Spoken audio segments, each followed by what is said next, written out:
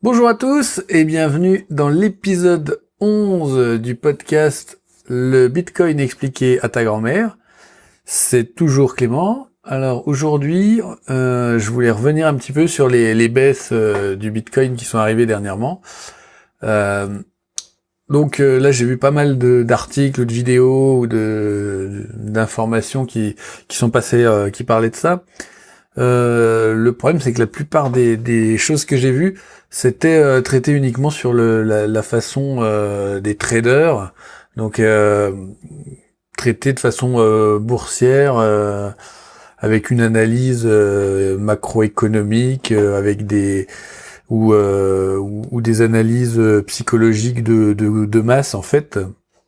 Donc ces analyses-là, moi, je suis pas complètement contre, mais je trouve que il y a toute une part de la partie Bitcoin qui est oubliée.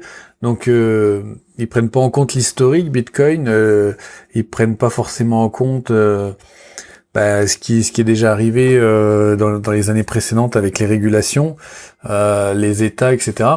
Donc je voulais essayer de revenir un peu sur tout ça pour essayer de vous expliquer un peu ma vision, qui est une vision qui est plutôt axée crypto plutôt que trading, quoi. Donc aujourd'hui, c'est vrai qu'il y a eu une grosse baisse au niveau des cryptos, de toutes les crypto-monnaies qui étaient sur le marché.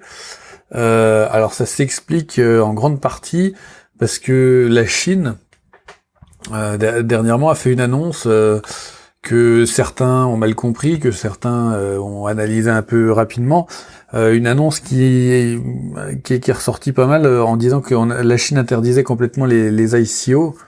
Donc les ICO, c'est Initial Coin Offer ou Offering. Donc c'est une demande de paiement avant la création du produit. Donc c'est-à-dire que on vous vend le projet vous intéresse, vous mettez des billes dedans, vous payez et après vous avez un retour en contrepartie, vous avez un retour d'une partie du projet, c'est-à-dire que ça peut être une crypto-monnaie, ça peut être une sorte d'action dans la société, etc. Et c'est un petit peu comme tout ce qui est crowdfunding sur Kickstarter, Ulule et compagnie. Donc il y a eu beaucoup de lancement de nouvelles monnaies ou de nouveaux projets en fait qui se sont faits à base de ICO. Et il y a eu des levées de fonds assez phénoménales, donc des grosses sommes d'argent qui se sont investies là-dedans. Et le problème, c'est qu'il faut savoir que quand d'habitude, quand on fait un système comme ça de demande d'argent avant la création de la société, ça s'apparente un petit peu à de la vente d'actions, donc c'est très réglementé, il y a des déclarations à faire, etc. Et là, en fait, avec les ICO, les gens qui faisaient des ICO sont passés complètement à côté de ça, donc ils ont juste dit, nous on fait un ICO, donc voilà notre projet, maintenant si vous voulez nous envoyer des Ethers ou des Bitcoins, vous les envoyez à cette adresse-là, en contrepartie vous aurez, soit si c'était une nouvelle monnaie, vous envoyez un Ether, vous aurez 10 000 de la nouvelle monnaie, etc. D'ailleurs, c'est un peu sur cette base-là que s'est passé, qui a été lancé Ethereum. Ils ont fait une demande, donc des gens ont investi des bitcoins dans Ethereum et ils ont reçu des Ethers en contrepartie. Donc ça partait comme ça, et il y a eu beaucoup de montages qui se sont faits. Et le problème, c'est que les États, ils se sont un petit peu affolés en voyant ça, parce que du coup, c'est pas contre les crypto-monnaies, c'est vraiment contre le principe. C'est que en fait, l'État est censé quand même protéger un petit peu ses concitoyens. Et là, en fait, n'importe qui pouvait monter une idée. Il suffisait de faire un site internet pas trop moche, faire un petit papier présentant un super projet, et puis dire voilà, nous on va faire ça, envoyer nouveaux sous. Et il y avait aucune garantie derrière, il y avait rien. Donc du coup, il y a eu des prises de position qui ont été faites. Donc, à savoir qu'en Angleterre, en France aussi, il y a eu des ICO qui ont été déclarés illégales, plus ou moins. Et donc ils ont produit aussi des papiers pour bien, alors pas réglementer, mais pour prévenir des risques des ICO, comme quoi c'était des produits qui étaient complètement dérégulés et qui pouvaient y avoir des gros problèmes dessus, des grosses pertes, ou même du vol dessus. Donc en France, en Angleterre, aux États-Unis, il y a eu des articles comme ça. Alors après, la Chine, effectivement, souvent ils font pas trop dans le détail. C'est un peu comme la Russie. Quand ils prennent une position, ils la prennent et c'est ferme. Et donc effectivement, la Chine, enfin la Banque centrale chinoise, a déclaré que ils allaient interdire donc les ICO. Alors le problème dans les textes comme ça, alors je sais pas si ça vient forcément des traductions ou des choses comme ça, mais on trouve des textes qui sont pas forcément très clairs. Alors les traductions, je parle de traductions chinois, anglais, parce que du coup, bon, je lis pas le chinois, j'arrive à me débrouiller en anglais, donc je prends les textes en anglais au plus proche de la source plutôt que de prendre les citations des divers sites internet, et puis j'essaye de comprendre un peu ce qui se passe. Donc là, par exemple, il y a un site.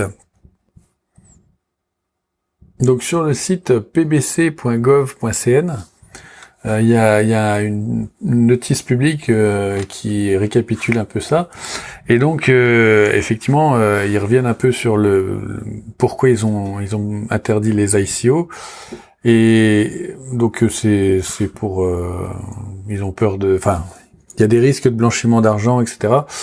Que ça comment dire, ça perturbe l'activité économique et financière normale donc de la Banque centrale et de la Chine. Et donc ils demandent à ce que, enfin ils imposent que aucune organisation ou personne individuelle ne s'engage à faire des demandes en fonds ou avec des ICO, des offres de pièces. Et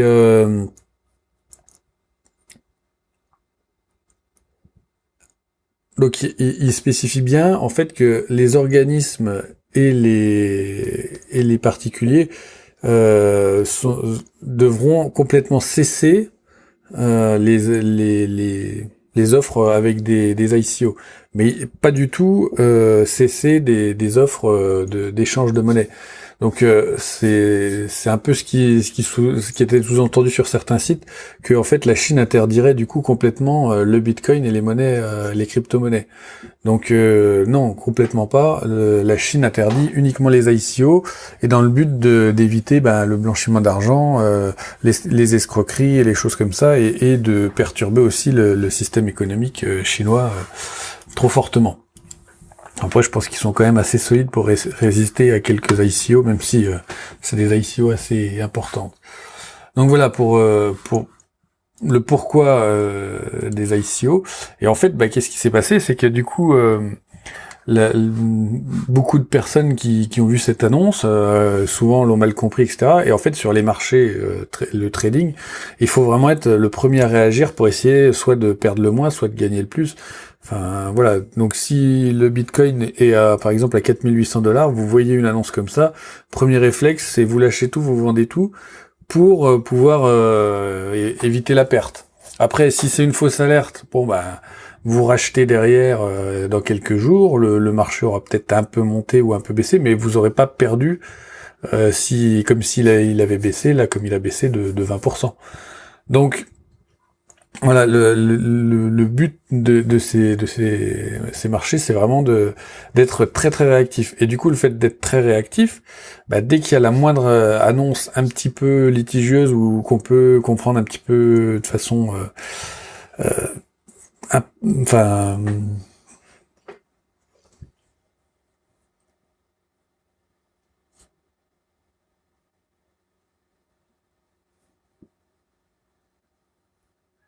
qu'on peut mal comprendre en fait, et du coup les gens réagissent très vite et ça prend des ampleurs assez importantes, parce qu'après la baisse étant amorcée, la plupart qui voient l'annonce ou qui voient même pas l'annonce, qui voient la baisse s'amorcer, en fait continuent, essayent de vendre avant que ça descende plus bas, et du coup la baisse continue de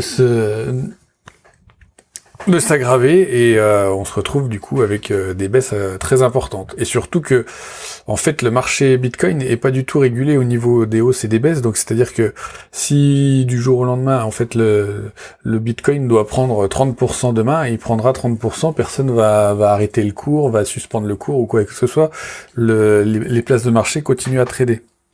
Donc s'il doit perdre 50% demain, il perdra 50%, personne va arrêter la baisse. Alors que sur des grosses entreprises, quand il y a en bourse, quand il y a quand il y a des grosses hausses ou des grosses baisses comme ça qui sont vraiment trop importantes, il y a une suspension du cours pour pouvoir permettre aux investisseurs de réfléchir et puis de réfléchir tête froide et pas de partir d'un seul coup.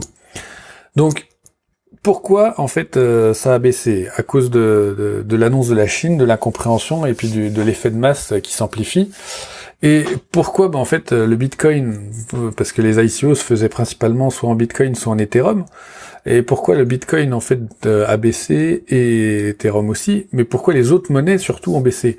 Alors en fait, ce qu'il faut savoir c'est que quand on achète, quand on rentre dans le domaine du Bitcoin, on est obligé d'échanger des monnaies, des fiat currency, donc les monnaies des États, qui sont des euros ou des dollars. Mais après, quand on est dans les places de marché, quasiment tout se trade avec un rapport Bitcoin. Donc quand le Bitcoin va baisser, en fait les autres monnaies qui sont indexées plus ou moins sur le Bitcoin vont baisser pareil. Alors après, il arrive que certaines monnaies arrivent à remonter ou à se stabiliser en fonction du Bitcoin, mais bien souvent, en fait, comme tous les trades sont liés au Bitcoin, et qu'aujourd'hui, il y a pas énormément de monnaies qui ont une grosse utilité à part le Bitcoin et Ethereum, du coup, les changements se ressentent sur toutes les monnaies autour, parce que ça se diffuse, le Bitcoin perd 20%, du coup le Litecoin va perdre quasiment 20% aussi, et puis le Doge, le Zcash, le Monero, le Digibyte, toutes ces monnaies-là en fait descendent en même temps. Juste par effet par le fait qu'elles soient indexées en fait l'une envers l'autre. Après, il faut savoir que le Bitcoin est déjà passé par des phases un peu comme ça, à ses débuts quand il a commencé à se populariser, donc vers 2014-2015, il y a déjà eu des grosses interdictions, des débuts de restrictions. En fait, la banque centrale chinoise avait interdit tout change de la monnaie chinoise, le yuan, en Bitcoin. Donc c'est pas la première fois qu'il y a des choses comme ça. Là, apparemment, ça serait, selon certains articles un peu récents, ça serait temporaire. Donc c'est pour permettre à la Chine de légiférer, ou tout du moins de cadrer un petit peu plus les choses et éviter des ICO fantaisistes, comme on a pu en voir pas mal sur des pubs Facebook qui vous vendaient, en fait, ils vous vendaient juste du pourcentage. Ils vous disaient que vous investissiez, vous aurez 400% de rentabilité. Donc là, déjà, il faut se méfier direct. Et en fait, aujourd'hui, ces actions-là, en fait, réduisent le cours du Bitcoin, mais c'est temporaire. Enfin, faut toujours espérer. On peut pas trop prédire l'avenir, mais ça, si c'est juste un temporaire pour la Chine, ça sera temporaire pour le cours du Bitcoin. De toute façon, il est remonté entre-temps, il a rebaissé entre-temps. Donc voilà. Et sur du long terme, ça devrait pas avoir un impact énorme, parce que c'est uniquement les ICO qui sont interdites, qui sont bloquées pour l'instant. Et ça permet aussi au Bitcoin de prendre une dimension un peu plus importante, parce que du coup, à partir du moment où on légifère et on cadre un petit peu tout ce qui se crée, ça donne aussi un cadre pour le Bitcoin, et puis pour la monnaie, ça lui donne une valeur juridique, je dirais, où elle est reconnue en tant que monnaie pour des ICO par exemple. Donc du coup, ça lui donne une nouvelle carrure, une nouvelle prestance, et ça lui donne une valeur plus importante aux yeux de tous. Alors après, il y a une question qu'on se pose un peu tous, c'est qu'est-ce qu'il faut faire dans ces cas-là? Est-ce qu'il faut, si on a des bitcoins, est-ce qu'il faut les vendre? Est-ce qu'il faut essayer de se rabattre sur une autre monnaie? Est-ce qu'il faut partir du marché? Moi, je pense, alors après, c'est toujours des points de vue personnels. Moi, je pense que aujourd'hui, il n'y a pas gros risque de fermer, qu'il y ait des gros problèmes et que ça continue à baisser. Le Bitcoin, aujourd'hui, même si on a interdit les ICO, bon, il continue son petit bonhomme de chemin, mais avec d'autres sujets. Effectivement, ça va peut-être ralentir quelques projets qui étaient lancés justement sur le blockchain Ethereum, mais ça va continuer à se développer d'un moyen ou d'une autre. Après, ça lui permet de s'adapter. Donc pour moi, déjà si là la baisse est déjà faite, donc si vous vendez maintenant, vous perdez quasiment tout. Après, bon, je dis pas que ça va pas continuer à baisser, mais je pense que du plus ou moins long terme, ça devrait quand même reprendre. Il y a toujours pas mal de perspectives. C'est quand même un monde qui évolue à une vitesse énorme. Donc effectivement, il y a quand même beaucoup de projets. C'est pas juste, comme dans tout, quand il y a beaucoup de projets, il y a toujours des projets qui tiennent pas la route ou qui se cassent la gueule. Mais ça va continuer, ça devrait continuer à avancer et du coup, en fait, à prendre de la valeur. Donc, si vous avez des bitcoins, que vous les avez placés pour du long terme, changez rien. De toute façon, c'est parti. Et puis si, c'était pour essayer de trader un peu sur les places de marché, là, c'était pas le bon moment. Donc, il n'y a plus qu'à espérer que ça remonte un peu. Et si vous voulez vous lancer dans le bitcoin, de toute façon, il n'y a pas de bon ou de mauvais moment, on peut pas prédire l'avenir, donc aujourd'hui il a baissé, donc il y a des chances qu'il remonte, et puis il y a des chances aussi qu'il continue à se baisser dans les prochains jours, voire dans quelques semaines. Donc pour moi, il y a pas d'urgence à vendre. Moi, de toute façon, je pense que dans le temps donnera raison à toutes ces crypto-monnaies. Après, à savoir lesquelles vont continuer à monter et lesquelles vont disparaître, ça c'est autre chose. Mais voilà, ça donne une légitimité au Bitcoin de plus, puisque au final, ça reconnaît sa valeur et ça montre que les États s'y intéressent. Voilà. Voilà, j'ai fini le podcast. Alors je voulais terminer par une petite citation que je trouve complètement adaptée. Donc c'est une citation de Isabelle Luchevitzi. Dans une crise, la seule chose prévisible, c'est l'incertitude qui suit. Voilà, donc je trouve que ça s'adapte parfaitement à la situation. Et donc le prochain podcast, j'ai pas encore défini le sujet. Mais je vais voir, je vais peut-être attaquer Ethereum là depuis le temps que j'en parle. Le problème c'est que j'ai pas envie de me planter et du coup ça me prend un peu de temps de prendre toutes les informations qui vont bien. Voilà, et je vous dis à bientôt et ciao.